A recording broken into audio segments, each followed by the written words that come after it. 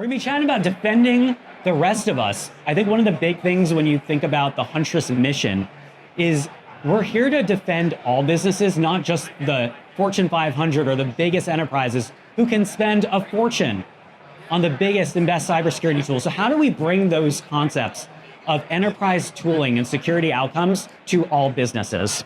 And it's just this, right? When you think about who are the bad guys going after, it's not just the folks who are in the news, because the hackers, they're going to go after everyone who is vulnerable. And you are not too small to be targeted. You may be a little bit too small for a headline, though. So how do we use this to inform a resilient defense? So I want to show you guys the Huntress managed security platform. And I really like this slide because it's a great example of how all of these products kind of come together and give our managed SOC. It's an agentic SOC, but it's human-backed, meaning we have real human experts who are going to validate and look across all of the products to find threats in your environments.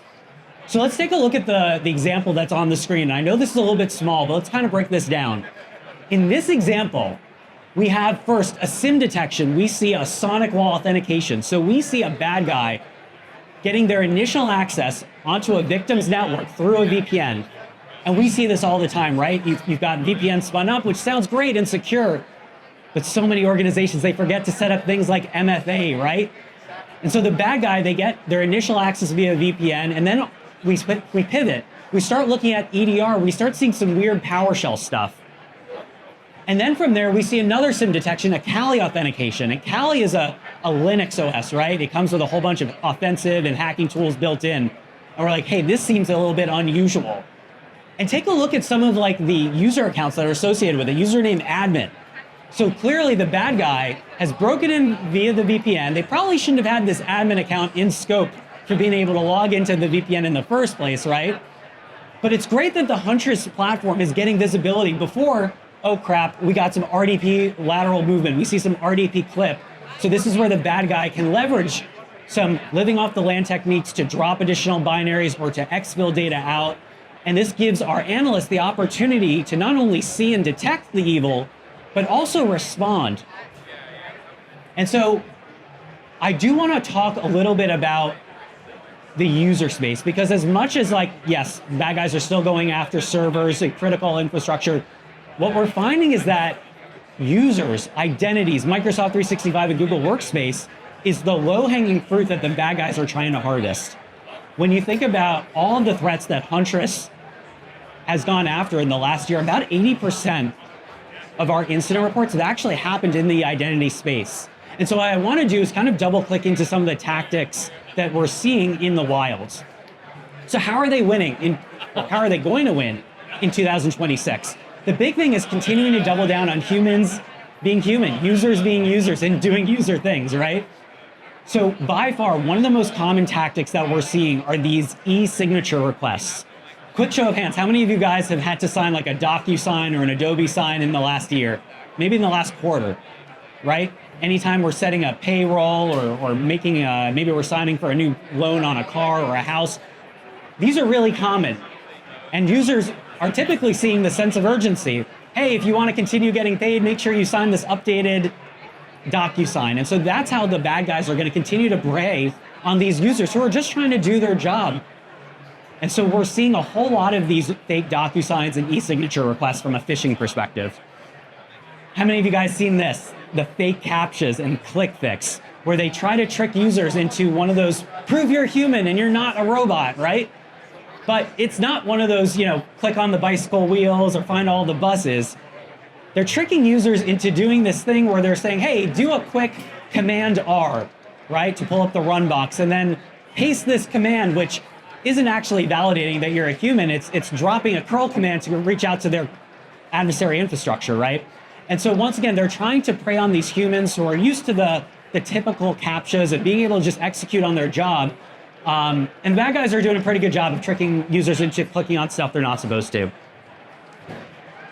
You can't have a security presentation 2026 without touching on AI, am I right?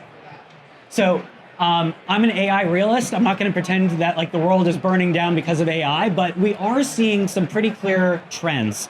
These are how the bad guys are using AI. The threat actors, one, they're using AI-generated emails, right? Long gone are the days of the Nigerian prince and the poorly misspelled emails, right?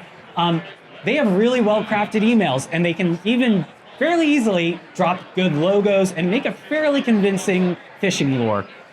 And when you think about the outcome, the next stage in their attack, when they're actually trying to drop payloads and launch malicious scripts, there's a huge like drop in this entry, or this barrier to entry. So these guys who, we used to call them script kiddies, but they know even less than the script kiddies from 5 years ago, right? If you can use an LLM to write a script or to craft your email, you don't really need to have this background in IT or security to be able to go out to the races and be a successful cyber criminal. And so these are some of the ways where, if you take a look at this example, right, we see some Russian, some Cyrillic text right there. You don't even have to write scripts in your own language, right? You can ask it, if you're a Russian threat actor, hey, I want to build this credential theft script to steal credentials, right? And be able to maybe crack hashes offline. You ask that in Russian and then translate that to English and then drop it on the host. And so these are the realistic, common ways we are seeing AI being used by threat actors every single day. And so once again, how does Huntress come into play here? We're going to solve the problem that hackers aren't just targeting the Fortune 500. We really want to bring this enterprise-grade security to all businesses, right? Because at the end of the day, they are going to prey on the vulnerable, and we want to deliver good outcomes to everyone. And when you think beyond the products, when you're thinking about what keeps you up at night, is it ransomware? Is it credential theft? Is it business email compromise? Is it operational readiness as a general concept? I encourage you to think about what are those outcomes? And when you're having conversations, not just hopefully with Huntress, but all the vendors here today, don't get caught up in how one AI is better than another. Think about what are the outcomes that you are trying to drive towards, and how do these solutions help you achieve those results? So our promise to you, really quick and easy to deploy all of our products, whether it's identity threat detection response, our managed EDR.